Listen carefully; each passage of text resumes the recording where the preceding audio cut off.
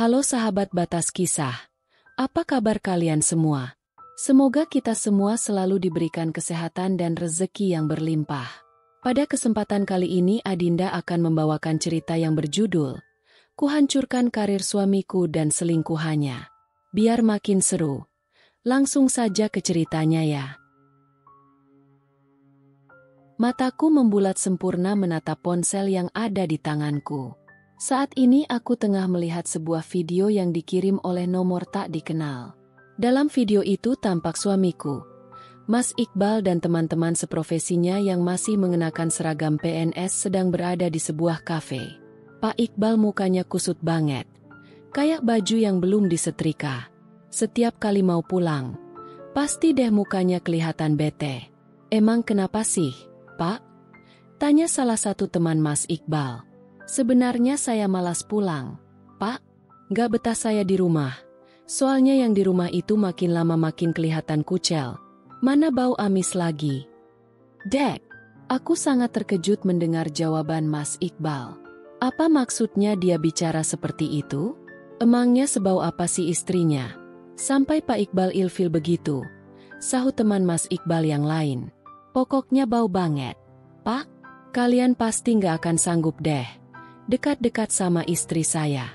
Setiap hari dia kan pegang ikan dan telur terus. Baunya itu bikin mual.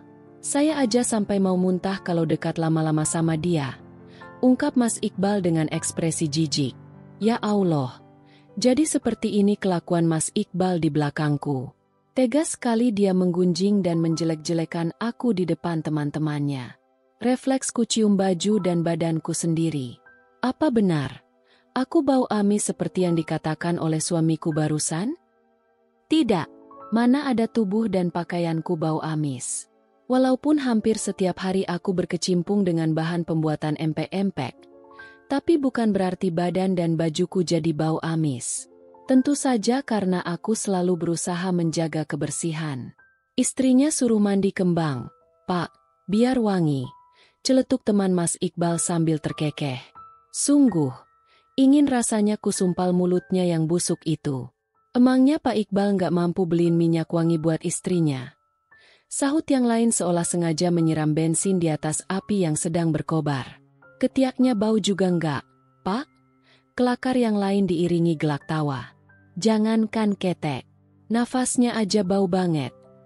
Seru Mas Iqbal yang membuatku semakin meradang. Tanganku terkepal. Dadaku naik turun karena aku begitu emosi mendengar kalimat demi kalimat penuh hinaan yang sangat menyakiti hatiku. Kurang ajar mereka semua. Laki-laki bermulut sampah. Padahal mereka adalah seorang guru yang harusnya bersikap baik dan menjadi teladan. Apalagi Mas Iqbal. Suami macam apa dia? Bisa-bisanya aku mendengar kalimat penuh hinaan dari mulut suamiku sendiri. Seseorang yang selama ini paling dekat dan paling aku sayang karena hanya dia yang aku miliki setelah kedua orang tuaku meninggal. Apa sebenarnya maksud dan tujuan Mas Iqbal berkata seperti itu? Dia menghinaku, meledekku, dan merendahkan harga diriku dengan menjadikan aku bahan olok-olok di depan teman-temannya. Bukankah seharusnya seorang suami tidak melakukan hal seperti itu? Apa pantas seorang suami menggunjing istrinya sendiri di depan orang lain? Tapi kok Pak Iqbal masih ngasih izin Bu Melati buat jualan empek-empek? Kan sekarang Pak Iqbal udah jadi PNS. Emang gak malu istrinya masih jualan jajanan kayak gitu? Sebenarnya saya malu, Pak. Tapi mau bagaimana lagi kalau dia maunya begitu? Saya udah larang tapi dia masih kekeh mau jualan. Katanya lumayan buat tambah-tambah. Ngeselin banget kan punya istri kayak gitu. Oh. Jadi selama ini Mas Iqbal malu aku jualan empek-empek? Oke, kalau begitu mulai besok aku nggak akan jualan lagi. Kita lihat saja, apa kamu bisa menanggung semua biaya kebutuhan sehari-hari kita? Ya, selama ini aku bekerja banting tulang dengan berjualan empek-empek bukan tanpa sebab. Itu karena aku harus menanggung biaya hidup kami sehari-hari. Sedangkan gaji Mas Iqbal selalu diberikannya pada ibu dan adik perempuannya yang saat ini masih kuliah. Lalu aku harus bagaimana? Apa harus diam saja tanpa melakukan apapun demi dapur bisa selalu ngebul? Bukannya berterima kasih karena aku sudah berusaha meringankan bebannya, dia malah menghina dan merendahkan harga diriku. Mungkin sekarang karena sudah merasa hebat, Mas Iqbal merasa malu dengan pekerjaanku sebagai penjual jajanan khas Palembang. Tapi apa dia lupa? Siapa yang bekerja keras banting tulang demi membiayai kuliahnya agar karirnya bisa naik jenjang? Dasar suami tak tahu diri. Apa ini yang dinamakan kacang lupa kulitnya? Sungguh aku tak habis pikir dengan kelakuan Mas Iqbal. Tapi jangan harap aku akan diam saja dipermalukan seperti ini. Akan aku perlihatkan sisi lain dari seorang melati. Mel. Suara Mas Iqbal membuatku tersadar dari lamunan. Setelah melihat video rekaman tadi, aku duduk termenung di dalam kamar sampai Mas Iqbal pulang. Hari ini warung memang tutup lebih cepat, karena tadi ada yang memborong daganganku. Udah sore, ya? Gumamku segera melangkah keluar dari kamar dan menjumpai Mas Iqbal yang baru pulang. Bikinin kopi, perintah Mas Iqbal padaku. Aku mengangguk tanpa mengucapkan banyak kata. Setelah menghinaku habis-habisan dan menjadikan aku bahan olok-olok, ternyata hanya untuk membuat secangkir kopi saja masih butuh tenagaku. Gerutuku dalam hati. Melihat wajah Mas Iqbal membuatku kembali meradang. Tapi aku masih berusaha untuk menahan diri. Aku memang masih kesal dan kecewa. Tapi aku lebih memilih untuk tidak membuat keributan. Mungkin untuk sementara waktu, aku akan berpura-pura tidak tahu mengenai kelakuan Mas Iqbal di belakangku. Aku ingin tahu, apa lagi yang akan dilakukan oleh Mas Iqbal tanpa sepengetahuanku. Aku yakin, ini bukan pertama kalinya Mas Iqbal mengejekku di depan teman-temannya. Mas Iqbal pasti sudah sering melakukan hal ini secara diam-diam di belakangku. Buruan kopinya, Mel, teriak Mas Iqbal padaku. Aku mengaduk gelas kopi dengan tergesa-gesa. Kemudian segera kuantarkan kopi panas tersebut ke kamar di mana Mas Iqbal sedang beristirahat. Kulihat Mas Iqbal sedang sibuk mengotak-atik ponselnya. Sepertinya Mas Iqbal akan menelepon seseorang. Ini kopinya, Mas. Ucapku dengan suara datar. Taruh aja di situ. Tukas Mas Iqbal tanpa melihat ke arahku. Matanya fokus menatap ponsel. Aku masih berdiri di dekat Mas Iqbal. Tanpa mempedulikan keberadaanku, Mas Iqbal mulai asyik berbicara dengan temannya melalui telepon. Lusa kita jadi pergi, kan? Tanya Mas Iqbal pada temannya. Aku udah ngajak. Mas Iqbal tidak melanjutkan kalimatnya. Ia menoleh ke arahku dan memintaku untuk menjauh. Kamu ngapain masih berdiri di situ? Aku lagi ada telepon penting. Bisik Mas Iqbal sembari memberi kode padaku untuk pergi meninggalkan kamar. Apa yang kamu rencanakan, Mas? Kamu mau pergi kemana? Batinku penasaran. Aku pun pergi dari hadapan Mas Iqbal. Tetapi aku tidak benar-benar pergi meninggalkan kamar. Aku berdiri di depan pintu kamar kemudian menempelkan telingaku ke daun pintu. Aku ingin tahu, apa saja yang akan dibicarakan oleh Mas Iqbal dengan temannya. Kamu nggak akan bisa membohongi aku lagi, Mas. Mulai sekarang, aku akan mengawasimu. Gumamku. Aku udah ajak Bu Rosa buat ke acara pernikahannya Pak Irfan. Ucap Mas Iqbal. Bu Rosa udah setuju kok. Lagian, nggak mungkin aku ngajak istriku pergi ke acara pernikahannya itu.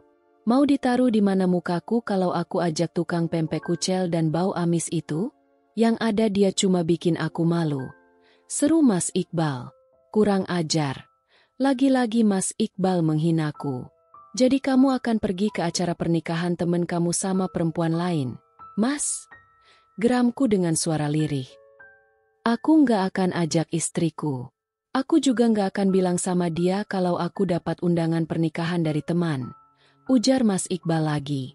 Kalau aku ajak istriku terus orang-orang pada nanya soal dia. Aku harus jawab apa? Masa? Aku harus bilang kalau istriku tukang empek-empek? Mau ditaruh di mana mukaku? Beda lagi kalau aku ngajak Bu Rosa. Bu Rosa, kan cantik, fashionable, wangi lagi. Udah jelas dong Bu Rosa nggak akan malu-maluin kalau diajak pergi kondangan. Imbuh Mas Iqbal diiringi gelak tawa. Suara Mas Iqbal memang tidak terlalu keras. Tapi aku masih cukup jelas mendengarnya dari balik pintu kamar ini. Mas Iqbal masih asyik berbincang dengan temannya tanpa tahu kalau aku sedang menguping di luar kamar. Aku ini seorang PNS. Udah nggak selevel lagi dong sama penjual empek-empek. Jadi aku udah nggak mau lagi pergi-pergi ngajak dia. Tambah Mas Iqbal lagi.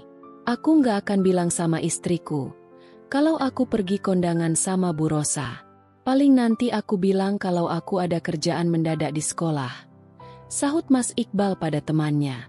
Mas Iqbal membeberkan seluruh rencananya pada temannya itu. Tapi Mas Iqbal masih berusaha menutupi semua kebusukannya dariku. Udah dulu, ya. Besok kita bahas lagi di sekolah. Sepertinya Mas Iqbal sudah mengakhiri panggilan teleponnya. Buru-buru aku menjauhkan telingaku dari daun pintu. Sebelum Mas Iqbal mengetahui aku sudah menguping obrolannya. Baru beberapa langkah aku berjalan meninggalkan pintu. Tiba-tiba dari dalam kamar terdengar suara seperti orang menyemburkan air. Biur! Mel! Ini kopinya kenapa asin sih? Teriak Mas Iqbal kaget campur kesal. Aku tertawa jahat sebelum akhirnya berlalu. Rasain kamu, Mas. Emang enak. Untung cuma ku campur garam bukan sianida karena ini baru permulaan. Suara azan subuh sudah seperti alarm alami yang selalu membangunkanku setiap pagi. Setelah menunaikan kewajiban 2 rakaat, aku mulai berkutat di dapur.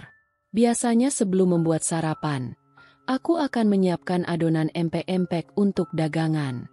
Tapi pagi ini sedikit berbeda karena aku sudah memutuskan untuk berhenti berjualan untuk sementara waktu. Aduh Mel, kamu kenapa nggak bangunin aku sih? Ini udah jam berapa? Mas Iqbal keluar dari dalam kamar sambil menggerutu.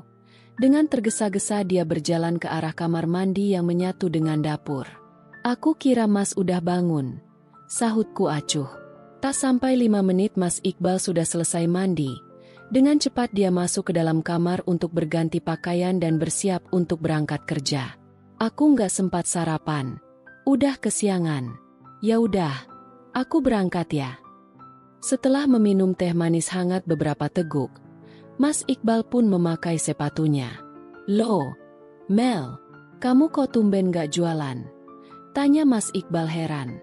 Mungkin karena terburu-buru takut terlambat kerja. Dia baru menyadari kalau pagi ini aku tidak berjualan. Aku lagi malas. Mas, lagian capek juga, pengen istirahat dulu. Sahutku sambil membawakan tas kerja Mas Iqbal. Berapa hari kamu liburnya? Jangan lama-lama ya. Nanti gimana buat biaya sehari-hari kita kalau kamu nggak ada pemasukan? Ya nggak tahu, mungkin seminggu atau sebulan, atau mungkin libur terus selamanya. Sahutku sekenanya. Ya nggak bisa gitu dong, Mel. Nanti gimana biaya kita sehari-hari? Mas Iqbal mencoba bernegosiasi. Ya dari kamulah, Mas.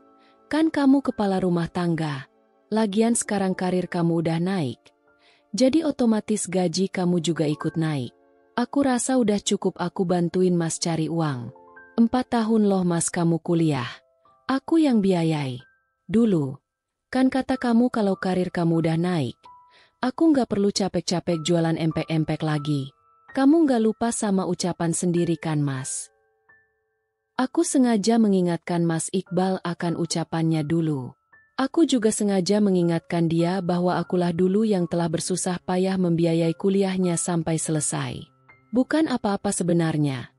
Hanya ingin dia ingat kembali bahwa karir yang begitu dia banggakan itu adalah hasil jerih payahku juga. Jadi aku harap dia akan berhenti menghina dan menjelek-jelekan aku di depan teman-temannya. Kamu kok jadi ngungkit-ngungkit sih? Seru Mas Iqbal tak senang. Ya nggak apa-apa sih. Supaya kamu nggak lupa aja, Mas. Jadi kalau hari ini dan seterusnya aku udah nggak jualan lagi, aku harap kamu ngerti. Jawabku lalu menyerahkan tas yang kubawa padanya. Setelah Mas Iqbal berangkat kerja, aku meneruskan sarapan kemudian membereskan rumah. Hari ini rencananya aku ingin sedikit memanjakan diri dengan jalan-jalan ke mall dan berbelanja. Sudah lama aku tidak membeli baju baru dan memanjakan diri ke salon. Sekitar jam 11 aku sudah siap. Lalu aku meluncur dengan menggunakan taksi online menuju Metropolitan Mall Bekasi. Untung saja dari hasil berjualan aku masih bisa menyisihkan uang sedikit demi sedikit. Hingga hari ini aku bisa menggunakan uang itu untuk menyenangkan diri sendiri. Aku memilih berbelanja pakaian terlebih dahulu. Setelah mendapatkan apa yang aku cari lalu aku pergi ke salah satu salon untuk merapikan rambut dan serangkaian perawatan lainnya. Usai dari salon, aku memilih makan di salah satu restoran karena cacing-cacing di dalam perut sudah pada demo minta diisi. Setelah selesai makan karena hari sudah semakin sore, aku bermaksud langsung pulang. Tetapi saat itulah mataku tak sengaja melihat seseorang yang sangat kukenal berjalan melintas di depan restoran. Dia adalah Mas Iqbal, suamiku.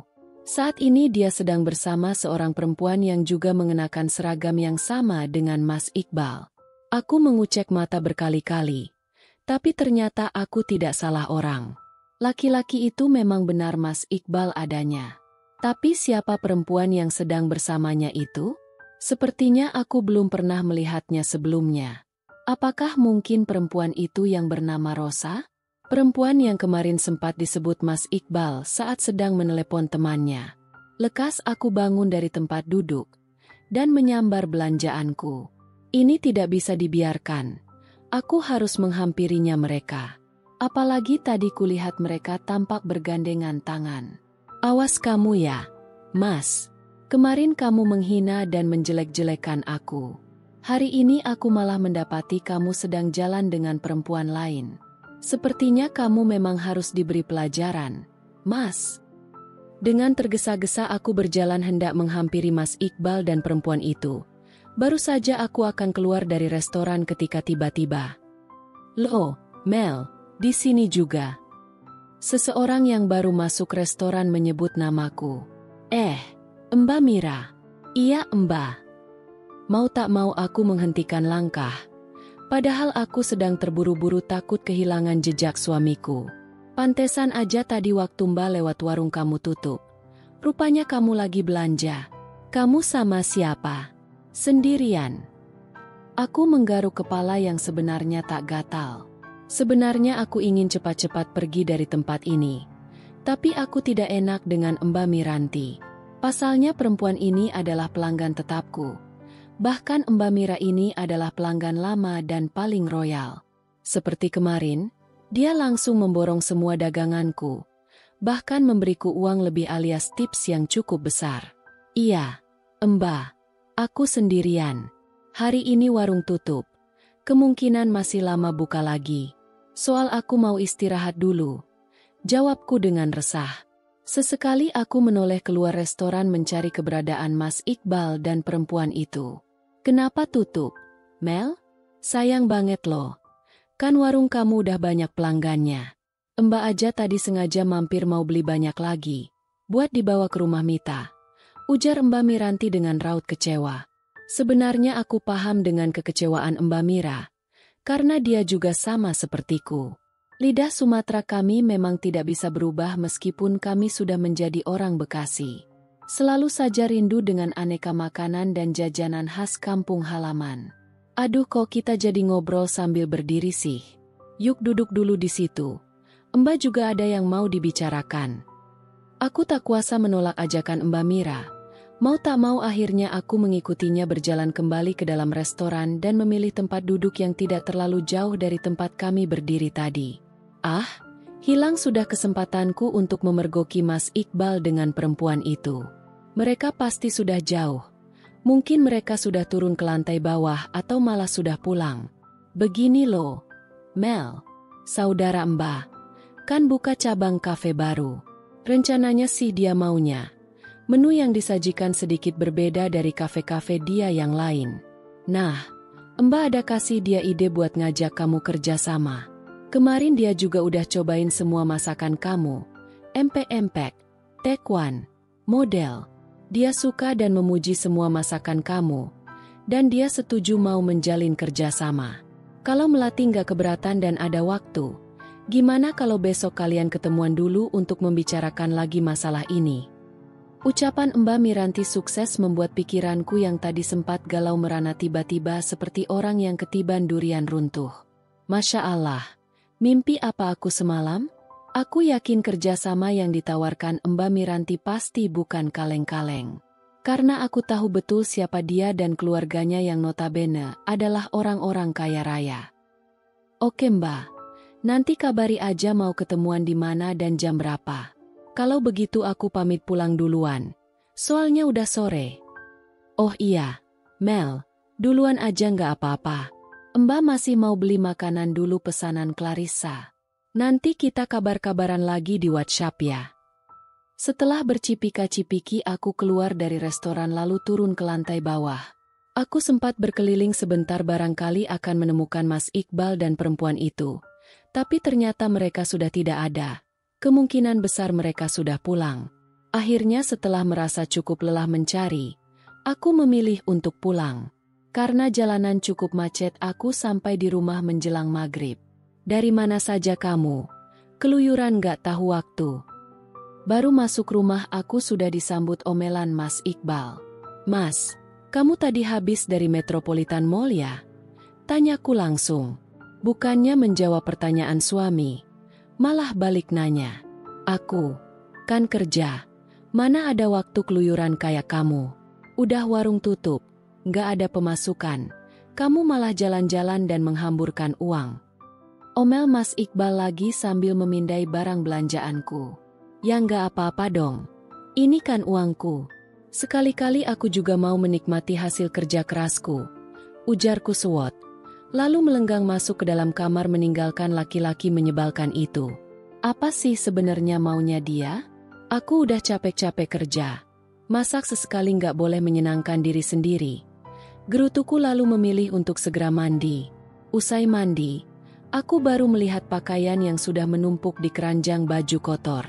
Di bagian paling atas ada seragam kerja yang tadi dipakai oleh Mas Iqbal. Teringat kembali waktu di mall tadi. Aku yakin tidak salah lihat bahwa orang itu adalah suamiku dengan perempuan lain. Dan dia mengenakan pakaian ini. Segera kuambil pakaian itu. Lalu mendekatkan ke hidung. Tak salah lagi. Ada aroma parfum perempuan menempel di sana. Kini kuambil celana panjang yang merupakan setelan baju yang masih di tanganku. Lalu aku merogoh saku sebelah kanan. Seketika jari tanganku menyentuh sesuatu, seperti sebuah kertas. Setelah benda itu kukeluarkan dan kuteliti, ternyata itu adalah tiket bioskop. Jadi kamu mau main-main sama aku, Mas? Oke, aku akan ikuti sampai di mana permainanmu. Gumamku sambil meremas kertas yang ada di tanganku. Saat Mas Iqbal makan malam, aku lebih memilih untuk mencuci pakaian. Kebetulan perutku belum terasa lapar. Mungkin karena tadi sore aku sudah makan di mall. Tempat mencuci pakaian letaknya persis di samping kamar mandi. Tidak terlalu jauh dari meja makan di mana Mas Iqbal kini sedang menikmati makan malamnya. Dari tempatku berdiri, aku bisa melihat Mas Iqbal menyuap makanannya. Tunggu. Sejak kapan Mas Iqbal makan sambil main ponsel? Mungkin karena saking asyiknya chatting dengan seseorang, Mas Iqbal sampai tidak menyadari aku sedang memperhatikannya. Sesekali kulihat laki-laki yang masih bergelar suamiku itu tampak senyum-senyum seperti orang yang sedang kasmaran. Aku baru akan menegurnya. Ketika Mas Iqbal bangun dari tempat duduknya pertanda dia sudah selesai makan. Akhirnya aku pun meneruskan aktivitasku. Tapi pikiranku berkelana kemana-mana. Pasti Mas Iqbal lagi chattingan sama perempuan itu. Batinku. Ya, aku merasa yakin suamiku sedang asyik bertukar pesan dengan perempuan yang bernama Rosa itu. Perempuan yang tadi siang diajaknya nonton bioskop di Metropolitan Mall. Cepat-cepat aku menyelesaikan pekerjaanku. Kemudian mencari keberadaan Mas Iqbal. Ruang keluarga tampak sepi.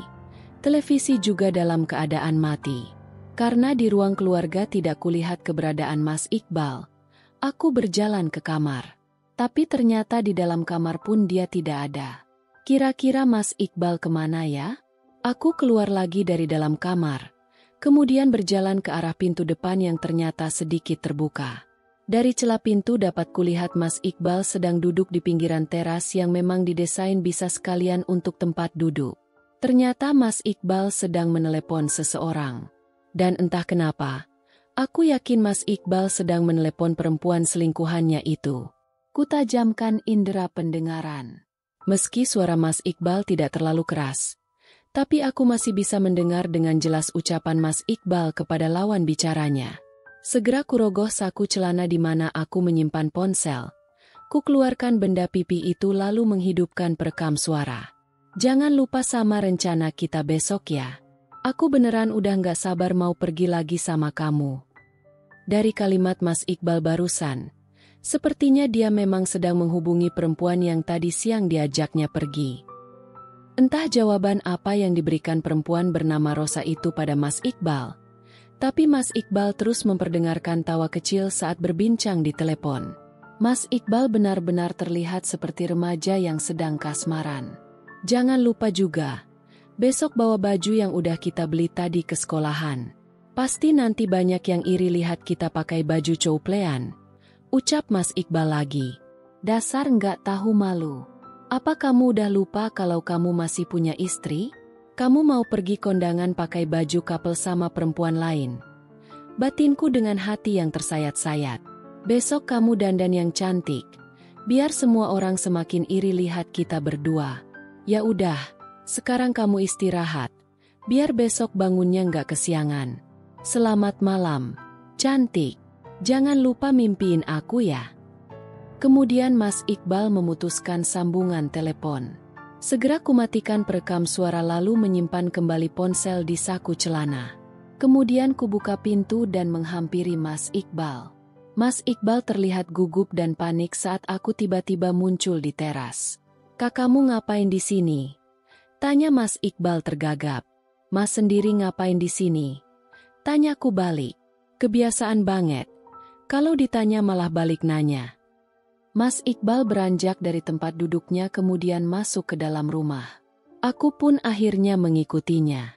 Mas, besok kamu ada acara nggak? Tanyaku saat sudah berada di dalam kamar. Aku sengaja memancing Mas Iqbal. Aku juga ingin tahu jawaban apa yang akan diberikan Mas Iqbal padaku. Kenapa tanya-tanya begitu? Mas Iqbal menatapku sekilas. Ya, pengen tahu aja. Kalau Mas nggak ada acara aku mau ngajakin Mas pergi. Kebetulan besok aku ada janji sama teman. Sahutku. Aku tidak bohong. Besok aku memang sudah ada janji dengan Mbak Miranti dan saudaranya yang akan membuka cabang kafe baru. Orang yang kata Mbak Mira ingin mengajakku bekerja sama. Mas Iqbal terdiam. Mungkin dia sedang memikirkan alasan jitu untuk membodohiku. Sebentar lagi. Kan ujian tengah semester. Aku lagi sibuk bikin soal buat ujian. Kayaknya aku bakal pulang telat terus minggu-minggu ini. Ujar Mas Iqbal. Besok juga kemungkinan aku akan pulang telat. Aku nggak bisa nemenin kamu pergi. Aku menatap mata Mas Iqbal dengan lekat. Ternyata kamu sekarang udah pandai berbohong. Mas, tapi kita lihat saja sejauh mana kamu akan membohongiku. Batinku. Aku memang sengaja masih mengikuti permainan yang telah diciptakan oleh Mas Iqbal. Tunggu saja waktunya sampai aku memiliki bukti yang banyak dan kuat. Aku pasti akan menghancurkan kalian berdua. Bersambung. Berhubung ceritanya sangat panjang. Sampai di sini dulu ya. Jika sahabat Batas Kisah ingin melanjutkan ceritanya, bisa komen di bawah. Terima kasih untuk penonton setia Batas Kisah. Mohon maaf jika Adinda ada salah kata. Doa Adinda hari ini semoga penonton setia Batas Kisah diberikan kesehatan dan rezeki yang berlimpah. Sekian dan terima kasih.